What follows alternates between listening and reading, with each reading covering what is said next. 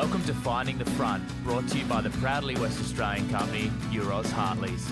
This is a podcast series where we take time out to get to know the story behind the people who front some of Western Australia's leading companies.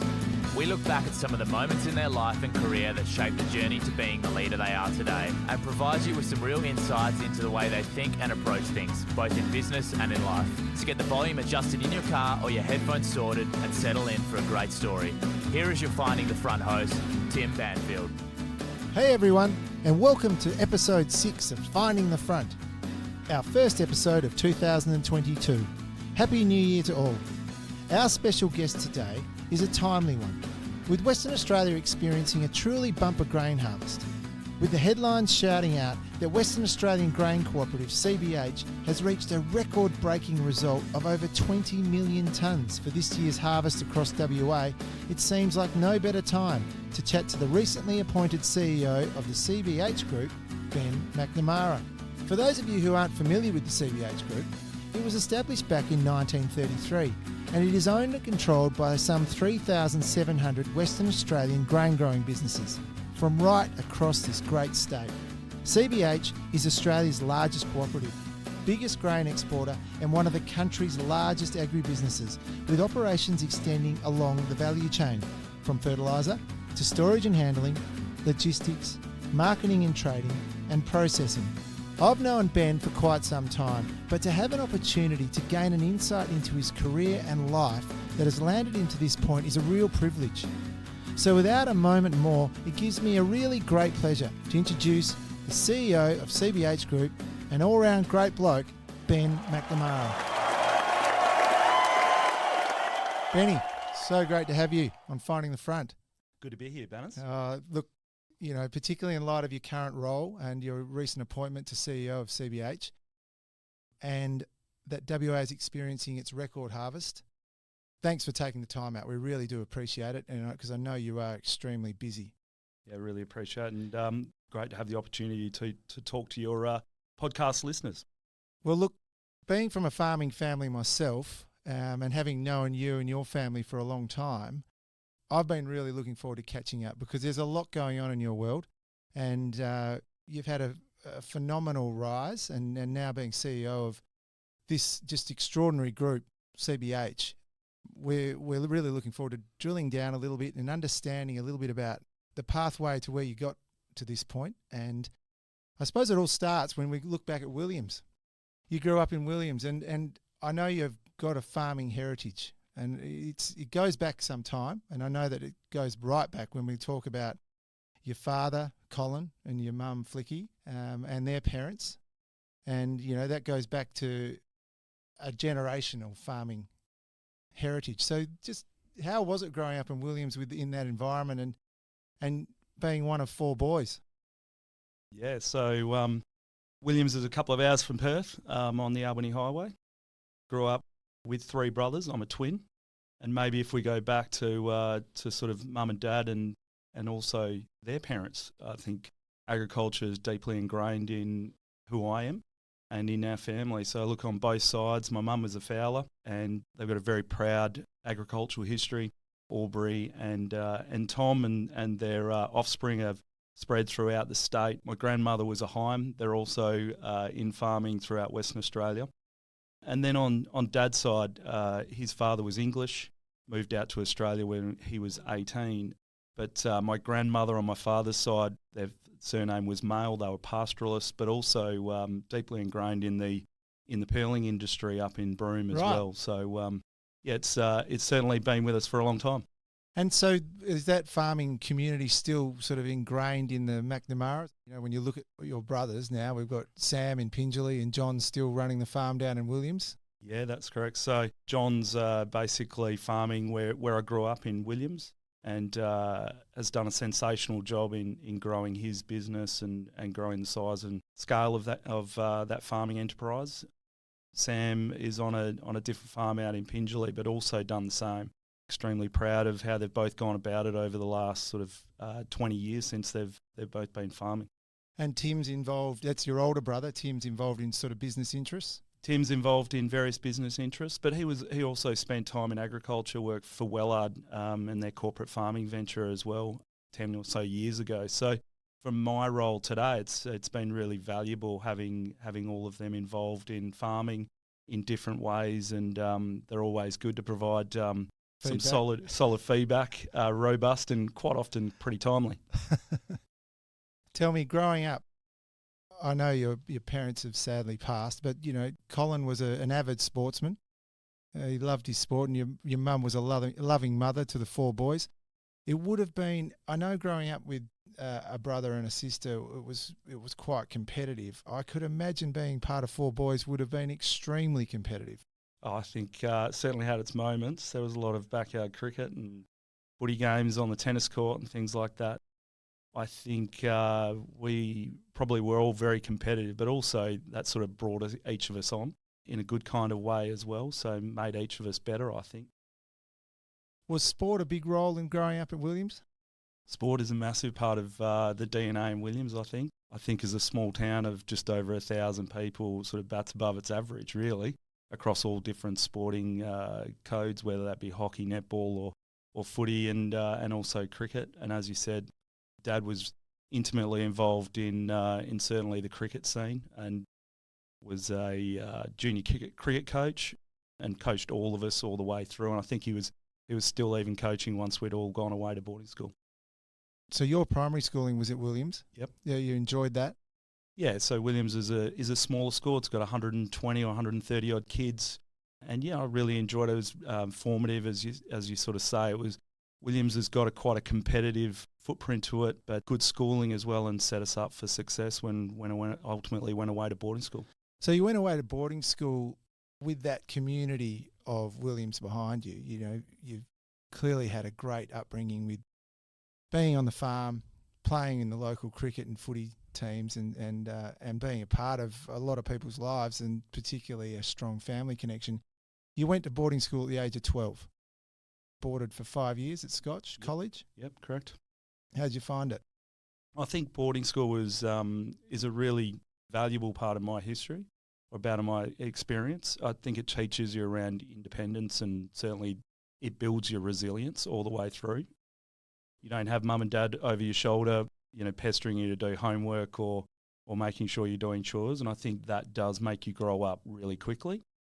I was fortunate enough to have my twin brother Sam join me at boarding school, so that sort of is really helpful. But I think if I look at the other kids that I went through Scotch with, they're still some of my best mates today, and a lot of those guys are still farming throughout regional Western Australia, and I spend a lot of time talking with them and understanding some of their challenges and some of the opportunities that they have. So I think an extremely valuable piece of my formative years, but also really valuable in my role today. Thanks for sharing that. When you left school, did you have an idea on what you wanted to do, or was it an ambition to go back on the land at any stage? Did you have that opportunity? So I think as I went through school, I think, sport was such an important part of it. I love my cricket and love my footy particularly. I possibly thought once school had finished that I needed to stay in Perth to follow a fostering football career.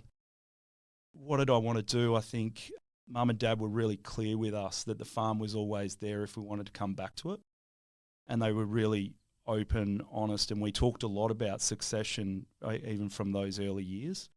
I think Tim had already moved to Sydney and was an accountant with a firm over there. And I think at that point in time, I wanted to make sure that I kept my options as open as possible. And I followed a Bachelor of Business at ECU, and that seemed to keep as many options open as possible. I went from a boarding environment where you've got housemasters, making sure you're doing the right things, to living in a share house in Mosman Park with a bunch of mates. And I think that's another really important step in my journey in terms of you've now got this freedom, but how do you make sure you've got the self-discipline to follow through? At that point in time, Mum and Dad were really clear that once you leave school, you're very much on your own. So we're expecting you to fund yourself. Now, they obviously sat in behind us, but that meant not only were we renting a house, we're also making sure we had jobs to support ourselves, and also, going through uni and following that sporting career as well. Just on your sporting, I know football has been a huge part of your life. Did you think, I've got ambitions? I know you went down to South Fremantle to have a go, South Fremantle Football Club. How did it go? Did you give it yourself a fair shake? So I went and played country footy, actually, first year out of school, and I went and played with Williams, and I really enjoyed that. And I played, we actually won the premiership in 1997 in Upper Grade Southern, which was a fantastic thing. And I think some of the guys that we played with in that team really, really shaped me as a footballer.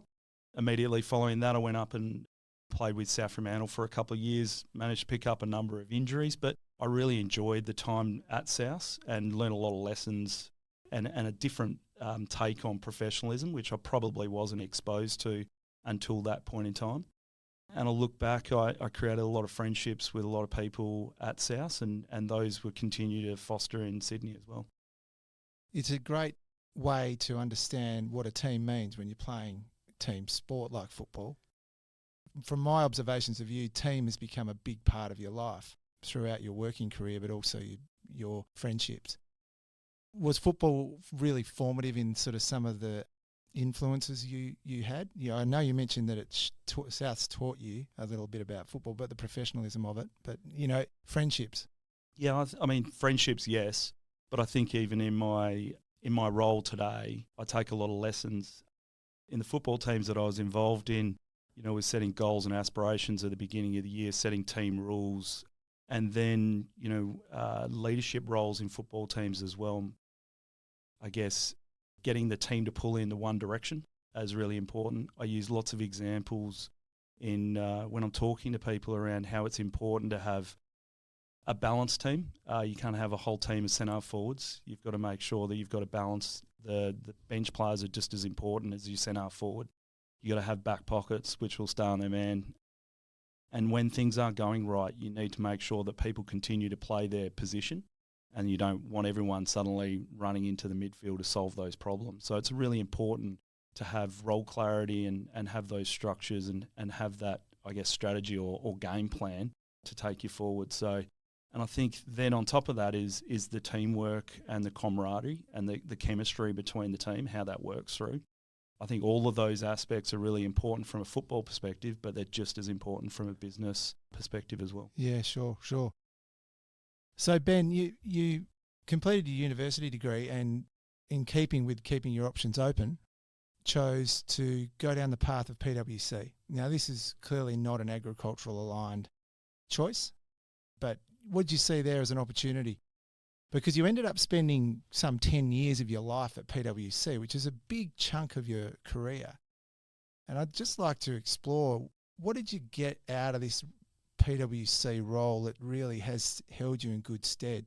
Yeah, a lot, but maybe I'll step back. How did I get to PwC in the first place? So I did Bachelor of Business. I was lucky enough to get some vacation work with KPMG here in Perth. I worked in their audit part of the business, and that really helped me to understand why I was studying some of the things I was doing at uni. I then was lucky enough with my brother Tim, who was living in Sydney at the time. He was working in the .com industry and said, "Why don't you come over and do some work for me during a summer period?" I took him up on that offer and worked. Tim made sure he got his pound of flesh out of me.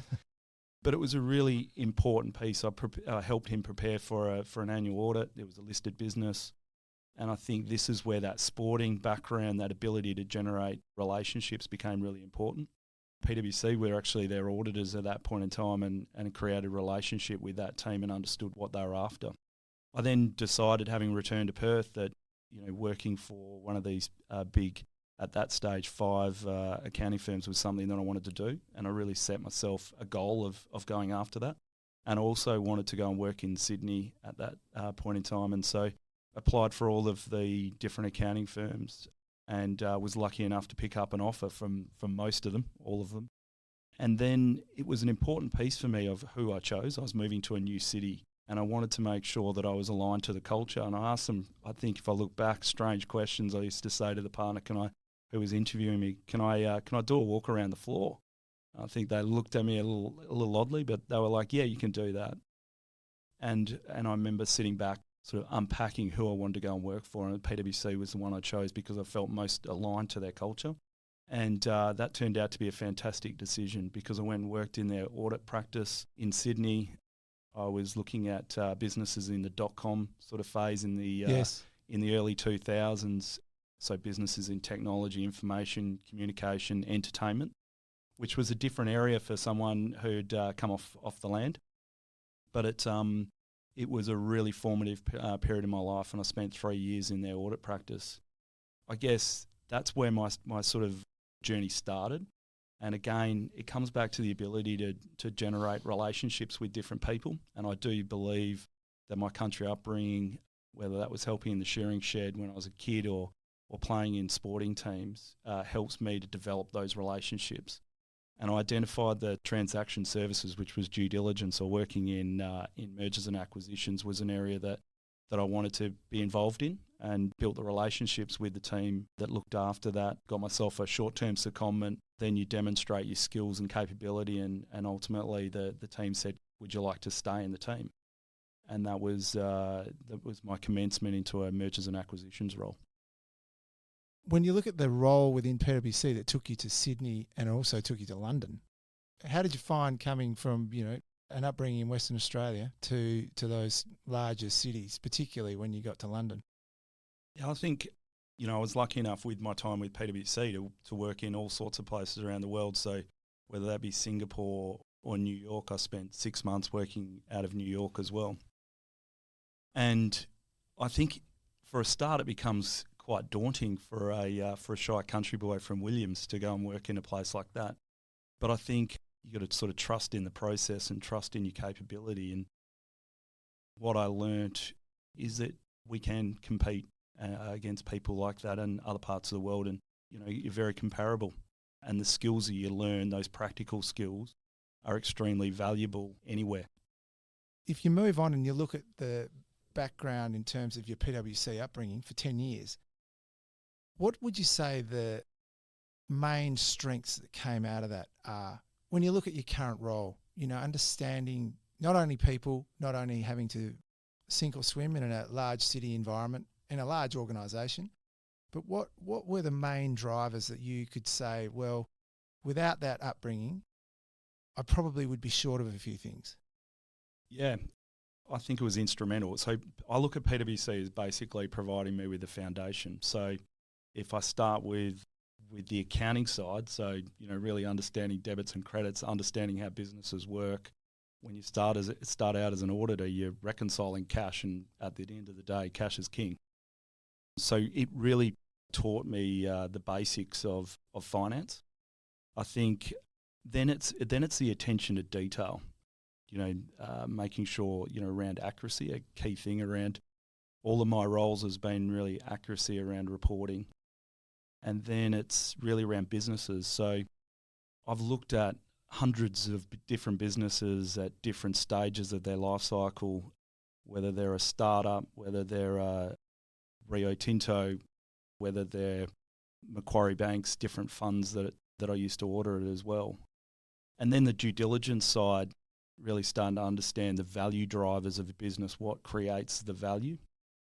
I think then it's about how to lead a team. So you go into one of these accounting firms, you're sort of 2021, and a year or two later, you're actually leading teams and leading engagements. And so, whether that's 3 people or a dozen or 20, I think those leadership experiences are really valuable around. Yes. You get the opportunity multiple times a year to pick up a team and motivate it and align it and take that team in the direction that you want to take it. So there's a lot of trial and error. You do get to make some mistakes along the way because it's project orientated. So it's you're looking at a month period, or it might be as long as 3 months. So you get lots of opportunity. I think the other one is around building relationships, and you hear that's a really important piece to me. So building relationships, whether it be with your client or other advisors that are working alongside you on transactions as well. So PwC was a really formative part of my career, and I look back on it really fondly. During those years at PwC, if we just move slightly off topic of business, you met your lovely wife, Hillary, on the East Coast. So that occurred in Sydney? Yep. Hill and I met at Cargo Bar, of all places, in Sydney.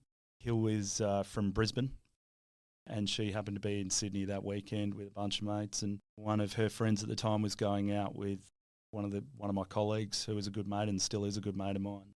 And so we met on a Friday night at Cargo Bar, and that was when I was 23, and we're sort of 17 or 18 years later, and 3 kids. And your kids now, well, it's a great story. Your kids, you've got Harry, Georgie, and Lachlan. That's right. Yeah. 10 is Harry, and then Georgie's 8, and Lockie's 5. Fantastic kids, but you learn a lot through your kids as well. I think I've learnt more about myself through my kids, I think, in the last 10 years than possibly what I did before. Family to you, I know, is very important. How have you been able to balance that, with your current requirements and demands? And look, we can get further into your role as CEO further down the track, but just have you been able to find that sweet spot, that balance? I think it's always a challenge when you're in a role like mine, but you always got to make time, and I think it's around those prioritising it and making sure you're really well planned. I can certainly get better at that, but I'm really lucky to have Hill, who is very understanding, and also, her background as an M&A lawyer as well is really valuable, and she's a fantastic sounding board for me. I think for us to make it work over the last few years has meant that Hill's come out of the workforce. That's a short-term thing for us to manage through this time, but Hill's been a fantastic sounding board for me throughout my career, and never so more than at the current point in time. Thanks for sharing with us with that, Benny. I just think when we think about life and how it progresses forward, you have to make changes, you have to make decisions.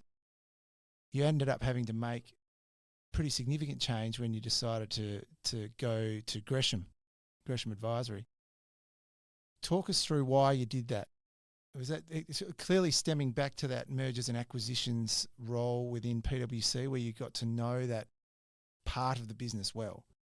Yeah, so I spent 10 years with PwC. As I said, I worked in places like New York and Singapore, but I spent 2.5, nearly 3 years working in London as well. And the back end of that coincided with the GFC.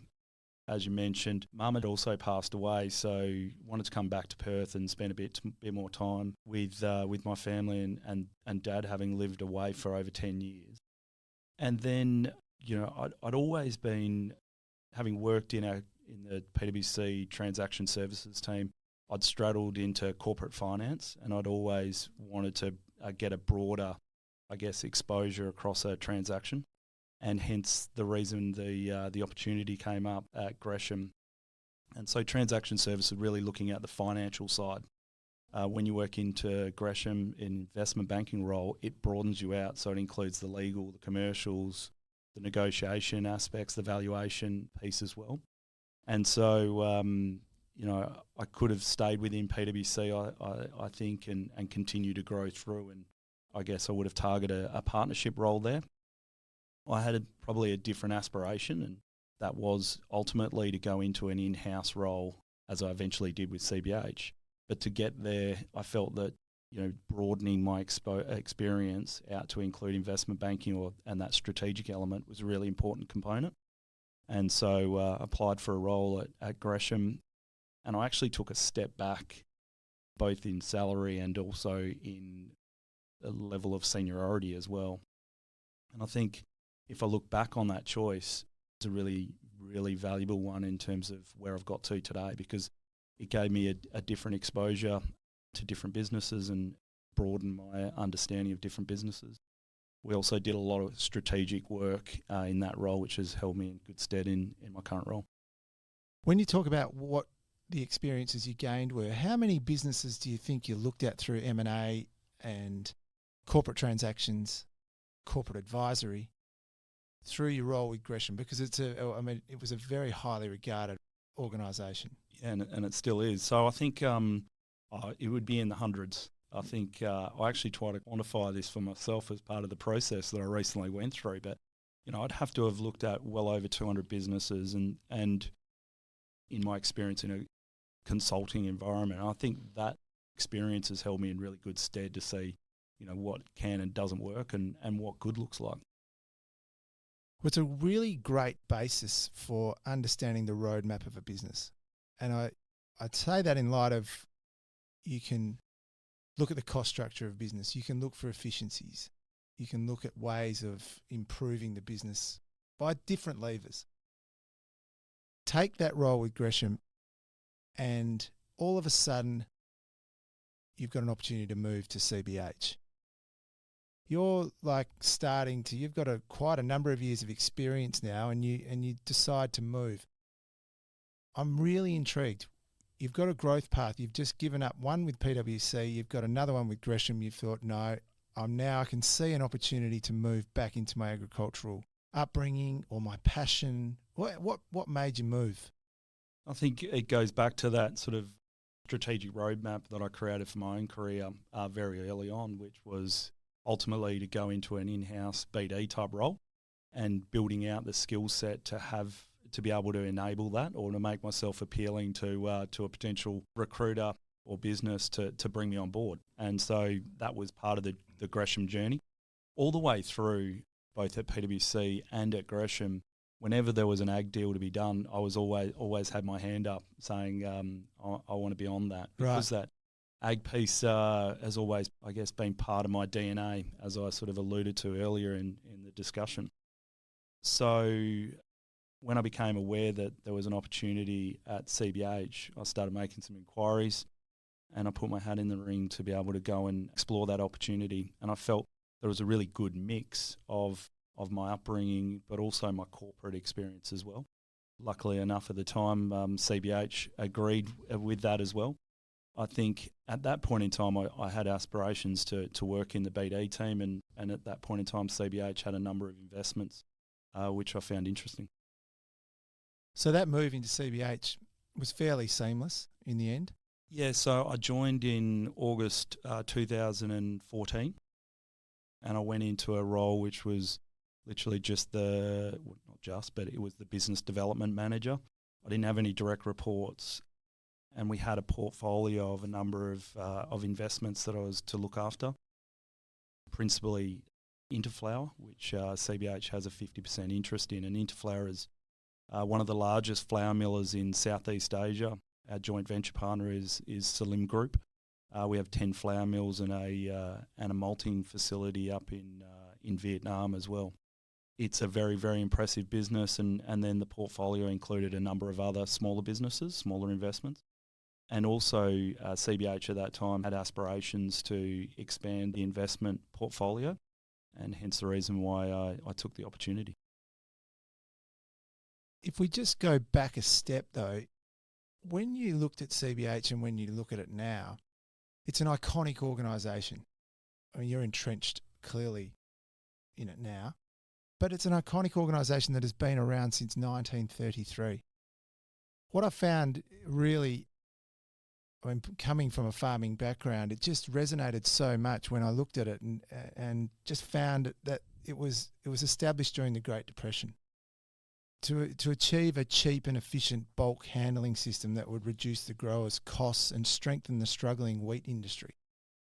Now that line is just so powerful as to why it started. Just give us a bit of an insight into the heritage and what it means from that perspective for the grower.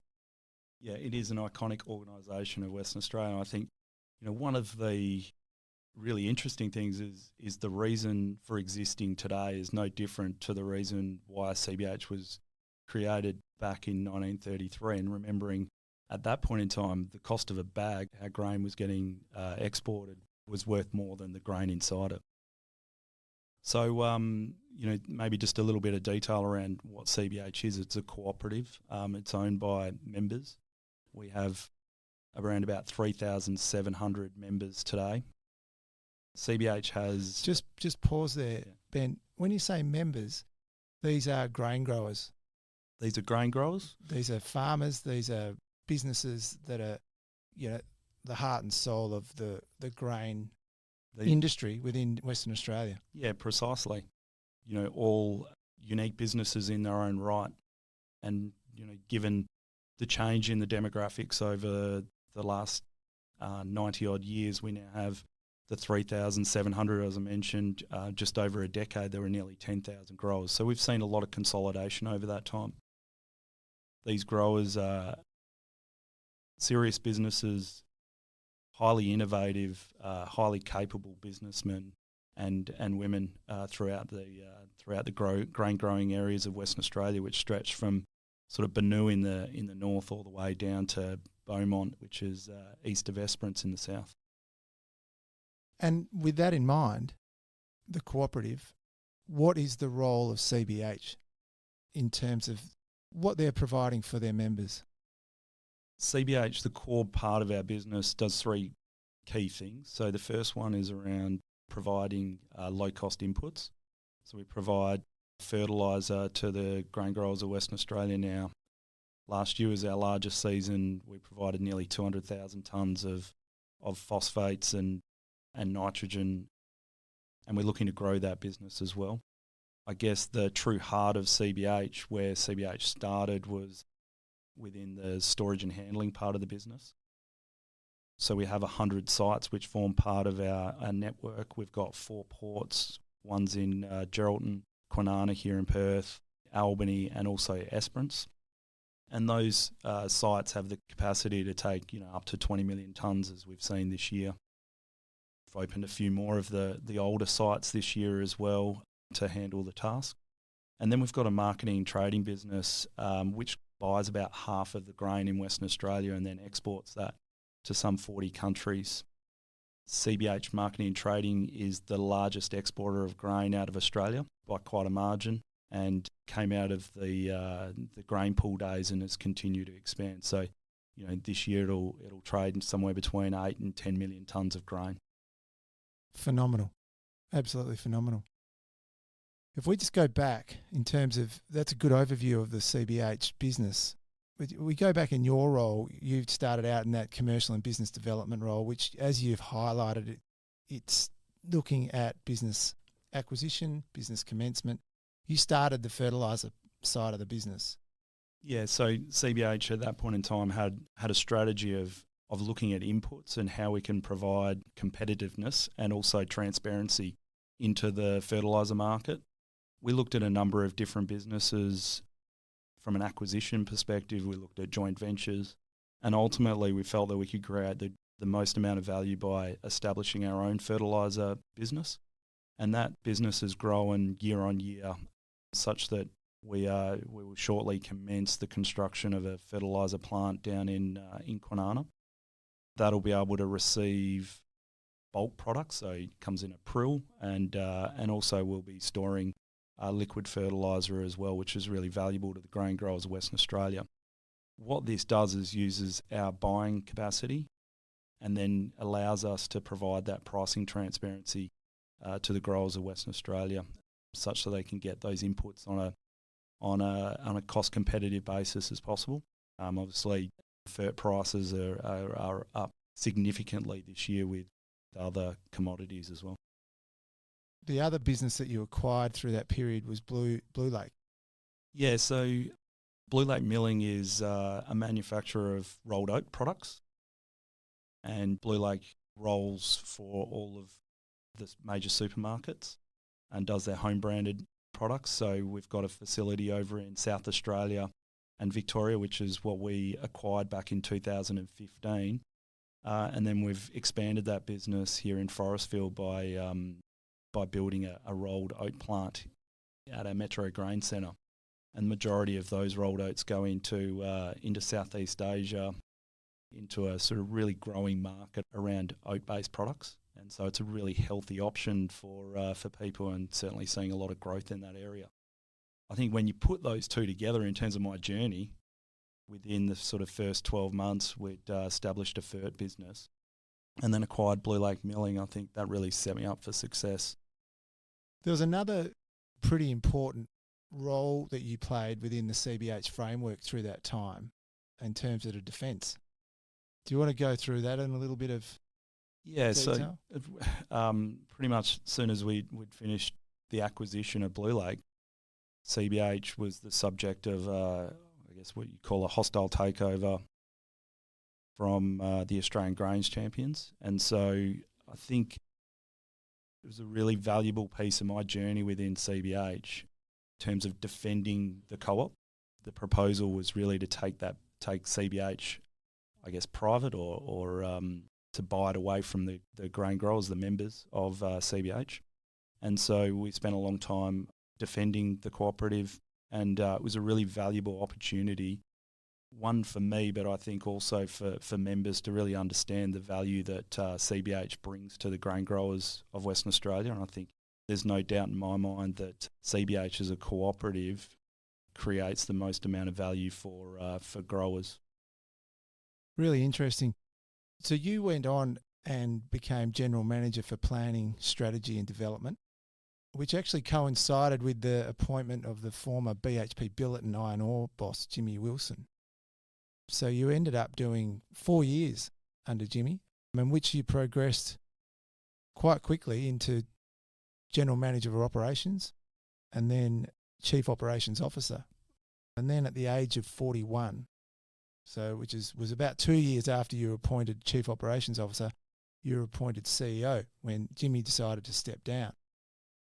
It's quite a fast rise, and I suppose it now puts you in a position where you're, as CEO, responsible for some 1,100 permanent employees and around 1,800 casual employees.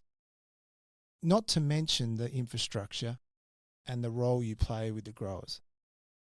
It's quite a challenging task, but I'm sure it's one that you really are just so excited to get your teeth into. Yeah, so I think incredibly excited, but it is a privilege to be able to lead an iconic organisation like CBH. I think if you sort of step through that really quickly, Banners, but I think the sort of 7 or 8 years that I've been at CBH, demonstrated capability and then taken on more responsibility. So every year, I think I grew exposure to different parts of the business, and I think that's really held me in good stead. So that AGC process, I really learned a lot about the value of the cooperative. And then I took accountability for the commercial aspects of the organisation, and that meant I looked at lots of different parts of the business in a lot of detail. The planning aspects is really around the network and understanding the network in detail, how the integrated nature of the supply chain works to get grain both in and out. And so, I learned a lot about, obviously, the network at that point in time. The role in planning really did just, when you look at the current record harvest, that planning to expand and enhance the CBH network was happening back in 2017. Is that right? And that was a purposeful, I would say a purposeful decision to start making sure you were able to handle more grain. Yeah, so we had a couple of different things going on. We had obviously ageing network. We are still consolidating the sites. So, we at one stage had well over 300 sites. If you go back sort of 10 years, we were sort of using around 170. Even with the record harvest just gone, we've used around about 130 sites. So we're still consolidating down to our 100 number. But at the same time of consolidating the network, we've obviously also got this massively increasing task. And what I mean by that is we've gone from an average of sub 10 million sort of 7 years ago to something which is in the order of 14.5 million as we sit here today before we take into consideration this record crop. So, you've got a number of different facets going on there. It was really critical that we invest in the network and grow the scale of it to deal with the growing task. And I think that's been really well understood. It's then about how we execute upon that. So creating more storage to be able to receive it, but then also being able to get the crop out is a really important aspect as well. When you look back at that, what's the importance of the strategy within CBH when you talk about it on an annual basis? What are your goals? Have you got a rolling goal? You've got a 5-year plan? So we have a rolling 5-year plan. and that's always taken into consideration the previous year's performance. I think as I look forward, what I am sort of starting to structure the team around is looking further out, looking beyond through the cycle. So you do have fluctuations in agriculture. It's just the nature of the beast. We will have droughts, we'll have below average years, and we'll have big years as we've got here today. So ultimately I want to look out to 2033 when the co-op turns 100 and set ourselves with a target longer term and align everyone on that. I think what we've done really well through that planning phase is receiving the task, and what we've seen over the last few years, particularly with COVID, is supply chain shocks can make a big impact on your ability to move product, and we've been no orphan in that space as well. So our efforts, whilst we'll continue to invest in expanding the network to receive the crop, will be focused very much on getting the grain from those upcountry sites through our ports and onto vessels. Which then brings us to the global agricultural competitive landscape. Once you've been able to take the crop, you've delivered it to port, hit the buyers. How's the landscape looking? What are you seeing? It changes on a year-to-year basis, but let's just sit with macroeconomic themes. What we've seen is the Black Sea increase production massively over the last sort of 10 years. They were a net importer. Now they're a massive exporter of wheat and barley out of that part of the world. Given their rich soils and good rainfall, typically they can produce much higher yields, and therefore they can produce it on a lower cost per tonne basis or lower cost per hectare basis. Their crop comes on stream in around about the middle of the year, and typically what we find is in the front half of the year we have a much stronger competitiveness into Southeast Asia, so that's when we try and target. I think the Northern Hemisphere this year has also seen pretty tough growing conditions, and that's what's really driven strong pricing this year. I think we've also got some challenges from a Chinese perspective as well. We have the anti-dumping case on barley. If you go back 2 years ago, where they've basically banned our barley industry going into that market, and I think those geopolitical aspects are quite prevalent as we sit here today. The current crop, I mean, the headlines are across most articles are quite phenomenal when you think about what has actually been achieved this year. I mean, can you just give us some insights? CBH has had a record year. Yeah, certainly has, and we can't take a record unless the growers grow it. So we have some of the best grain growers in the world. Typically, are farming in poorer soils and lower rainfall areas than anywhere else in the world. So to create a crop of in excess of 21 million tonnes is just phenomenal. But to give your listeners a bit of insight into how big that is. So our average task is 14.2 million tonnes. That's a 5-year average. Yes. 2 years ago, we received 9.7. Last year, we received just over 15, and this year, well over 21. The previous record is 16.6 million. We're getting close to 5 million tonnes over the record that we've received previously. So, and it's come in really well from growers. I think the frontline teams have done a sensational job, and I think there's been a lot of patience on the grower side as well, particularly in an environment where labour's been really difficult to get hold of, yes, particularly skilled labour given the closed borders. So yeah, it's been a monumental effort. Canola's one that many of your listeners will be familiar with. Normally we receive sort of about 1.7, 1.8 million tonnes of canola. This year it's well over 3 million tonnes. And generally that's priced at around about 450 or 500, and at the moment it's trading in excess of 800. Which all goes well for the grower. Yeah, I think it's just fantastic. Yeah, fantastic for the grower, fantastic for the local communities, because that money gets reinvested into those local communities, and the ag sector typically also invests into regional centres like Perth as well. So it's a great outcome for the economy of Western Australia at this current point in time. But also let's remember that input prices have gone up dramatically. So, a tonne of urea, which is a nitrogen for growers. If you go back last year or so, it might have been $500 a tonne. At the moment, it might be $1,500. Chemicals have gone up threefold as well. So input prices have also followed the other commodity prices as well. So, there's some difficult choices for growers to make as they go into the next growing season. Well, I think that begs for two questions. The first is, how has the infrastructure with such a record crop, the CBH infrastructure, been able to handle that additional through flow? Because you would have your set targets. I mean, we're talking about 16 versus 21. So, yeah, that's the first question. The second question I would then go on is, when you look at your forecast for the next growing season, with those challenges of inputs and the prices, how do you see your forecasting at the moment? Yeah, so let's go with your first question. So we talked about the plan. So we'd been working towards a 20 million tonne average, but we were forecasting that to occur far further into the future. So it certainly occurred far quicker.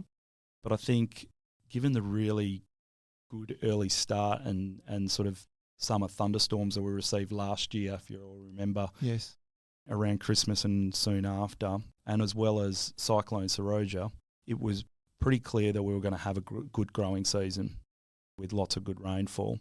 Obviously, there was still risk around frost and a dry finish and things like that.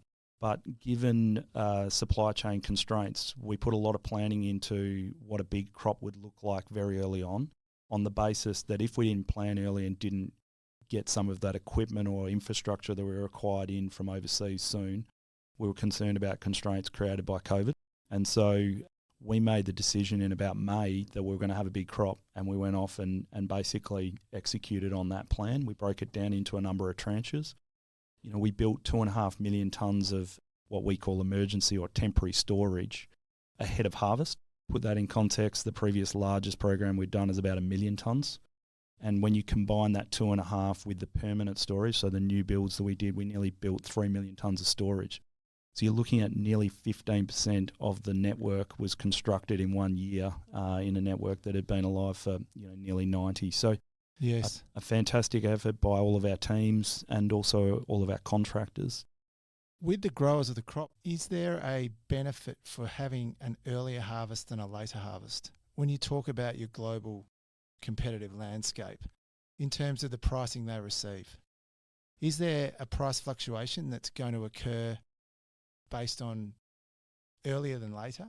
Or in this particular instance, if your capacities are at where they're at now, how does the grain that's still yet to come get treated from a price perspective? Yeah, so I don't think it's as much to do with when the harvest is or when the crop's taken off as to when the grain is exported. So there's clearly value, as I alluded to before, there's value in getting the crop out in the front half of the year for growers. Yes. Because that's when we typically have the southeast or our core market to ourselves, and before the Black Sea crop comes off. So typically what we'll find is around 60 to 70% of the crop will go out in the front half of the calendar year, and that's because that's when our crop is the most valuable. So you get this funny outcome where you've got to build capacity to the front half of the year, and that means you've got idle capacity in the back half. Where we want that sprint capacity is on rail.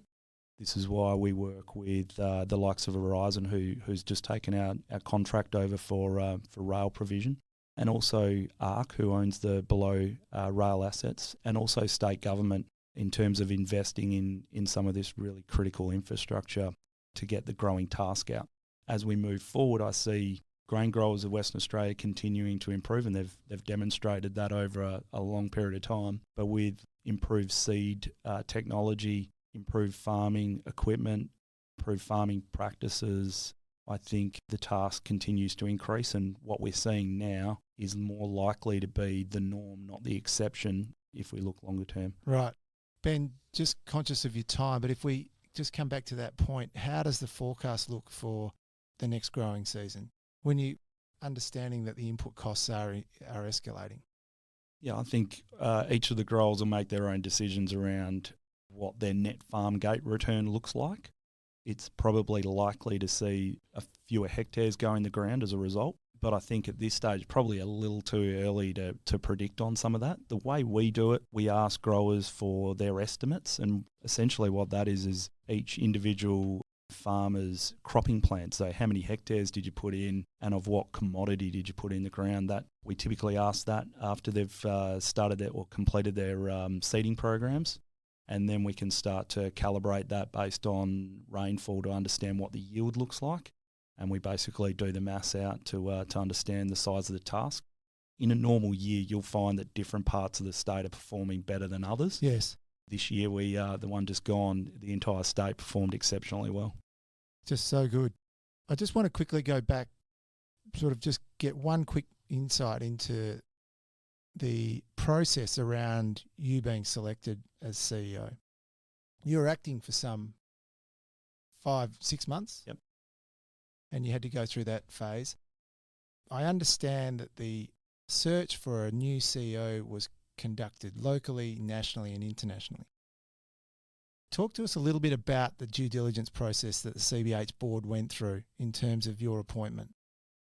Yeah, I think it was multifaceted. So, first I think sitting in the acting role, they get to see how you're going to operate and get a good insight into who you are and how you behave and what your capabilities like.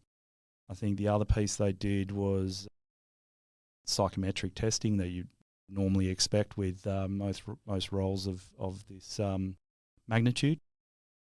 They did a lot of 360 work as well, so interviewed people that I'd worked with, worked for, or who'd worked for me to understand, I guess, my skill set. And then they undertook a formal interview process as well. And like you say, they did that across a range of internal applicants. And they also looked at external applicants, both here in Australia and also internationally. So I think obviously it's an interesting process to go through, particularly as you're going through a record harvest and preparing for one. Sure is. But, you learn a lot through that process about yourself, about the business and also, forming that relationship with the board and chair is really important as well. So, I think that acting role has stood me in really good stead to essentially move forward in a really methodical way. So really where I'm at now is working with the board to refresh our strategy and make sure that we're consistent and leveraging some of those skills and capabilities that I've learned along the journey, whether that be from my farming upbringing or from the sporting experiences, from my PwC experience, Gresham, and the last sort of nearly decade within CBH as well. If you were to say you modelled yourself on any particular leader, would that be fair to say? Do you have anyone that stands out in your mind as someone you really have grown to admire? It's an interesting question because I get that a bit, and I've thought about this because you gave me a bit of a heads up. But I don't think there's any one individual. But if I was to go back and say someone, it's clearly probably my father, who instilled a lot of discipline, work ethic, integrity into all of us, or into all four of us boys. Then there's other people along the journey which I've always learnt something from. So whether that's someone I was working for in an audit capacity, M&A, looking at different CEOs that I've worked with over the journey as well. I think you pick up, yes, that's a good thing. I want to put that in my kit bag. That's not something that I want to take, but it's interesting to see how that impacts on other people as well. So I think I would like to think I've taken different things from different people through my journey and tried to incorporate the good pieces into my leadership style. Well, look, I mean, it's been a fascinating chat. It really has been a great insight into your world and also the world of CBH, but also a round of applause to the agricultural sector and the crops that have come off this year. I know that not every region has had it all perfect, but it's just been an outstanding year and one that WA is proud of. To be able to produce what's happened is just a fantastic result. You must feel incredibly proud. I am incredibly proud to be a part of the ag industry, and to achieve 20 million tonnes. And remember, there's more than that out there. But it's certainly been an aspiration for the ag sector for a long time, and to be part of and to be leading CBH at this particular point in time is a massive honour, I would like to say. And just incredibly proud of our frontline teams, our central teams for all the support that they've provided. And then just with the growers, I think it's just a phenomenal effort to create a crop of this size when you've had a lot of people in the north of the state putting in crops without even roofs over their head as a result of Cyclone Saroja. Yes. You've got people battling through without having skilled labour or enough labour, full stop. So it's just an incredible effort and something that's, I'm incredibly proud to be involved in.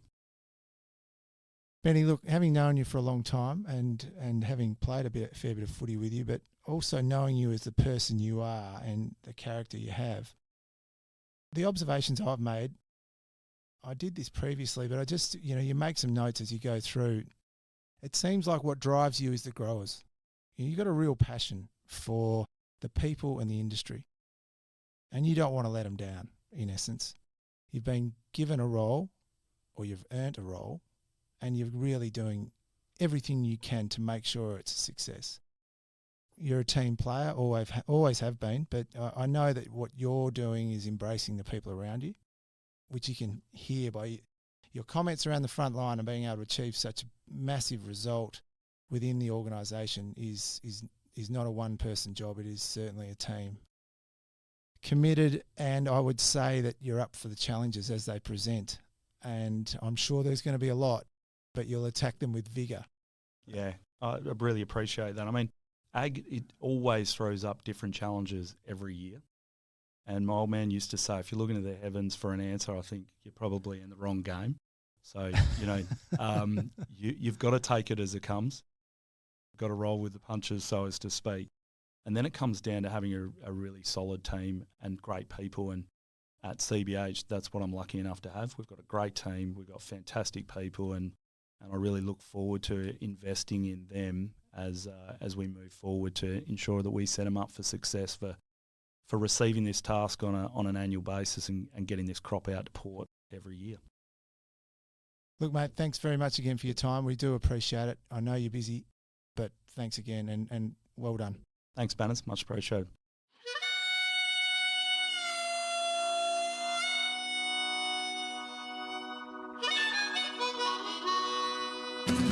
Thanks for listening to this episode of Finding the Front, brought to you by the proudly West Australian wealth management and diversified financial services company, Euroz Hartleys. If you like what you heard, please don't hesitate to tell your friends and subscribe to the podcast through your podcast host of choice. If you have any questions or would like to contact us, please email our fabulous producer Bridget on communications@eurozhartleys.com or visit our website at www.eurozhartleys.com. This podcast has been general information only. Euroz Hartleys holds Australian Financial Services Licence 230052.